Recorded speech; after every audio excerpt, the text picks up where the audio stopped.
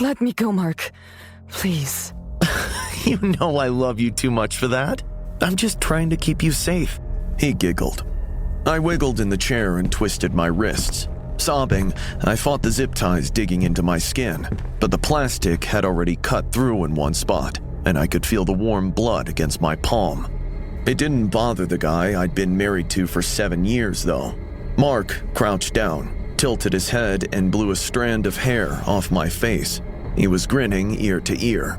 I know it hurts, but I can't ever let you leave, Mom.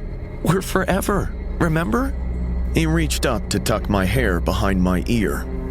My 37-year-old husband had never acted like this. He used to be a good husband and regular grown-up until 4 months back I made this whole nightmare happen.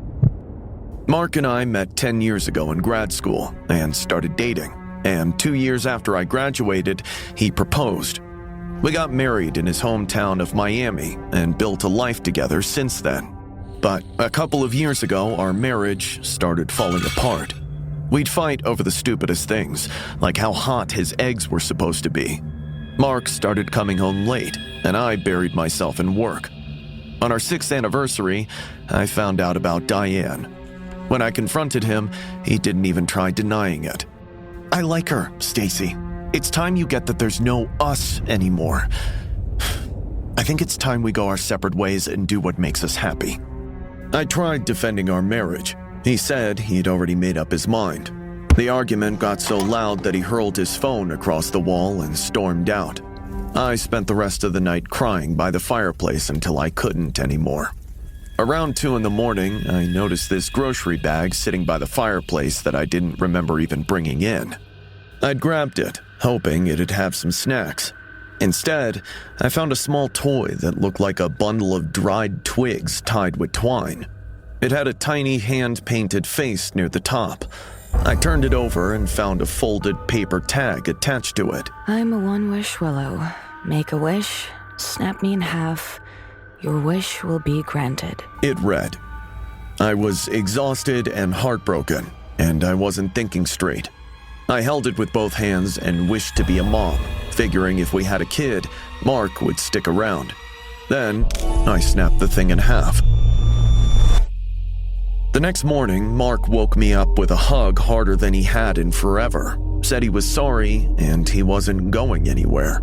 I was totally thrilled.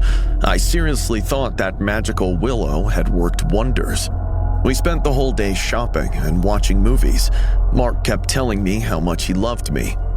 That evening, we were in the kitchen when he asked if we had any more chocolate syrup. Yeah, honey. Here you go. Thanks, Mom. I froze. I stared at him, waiting for him to crack up, but he was too focused on decorating the pancakes. I brushed it off, figuring it was just a slip of the tongue, but it kept happening. My husband started behaving like a kid.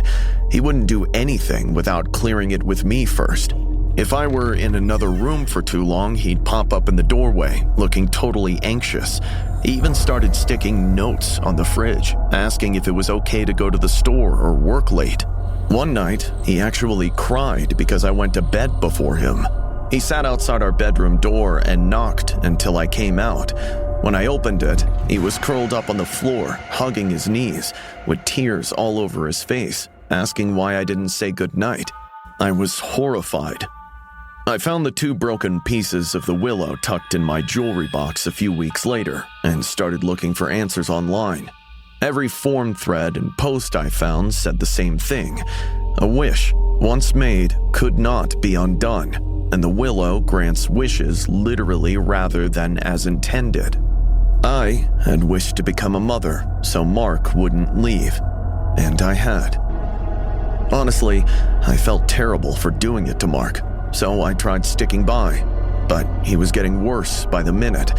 He wouldn't eat, sleep, or breathe unless I was right there. If I ever tried to set a boundary, he'd turn violent. I tried everything I could think of to break this curse or whatever it was. We even saw a shrink who suggested it might be best if Mark took a little break from me. So, last week, while he was glued to a soccer game, I finally packed a bag and tried living. I had a plan to crash at my friend Karen's place, and I made sure to stick those 2 broken pieces of the willow in my coat pocket. I was too scared to leave them behind. I was tiptoeing my way out of the kitchen when a soft sob stopped me in my tracks. "You were seriously going to leave without even saying bye? Moms don't bail." I turned to find Mark sitting in the dark, clutching Karen's address from my nightstand. Before I could even blink, he tackled me to the floor.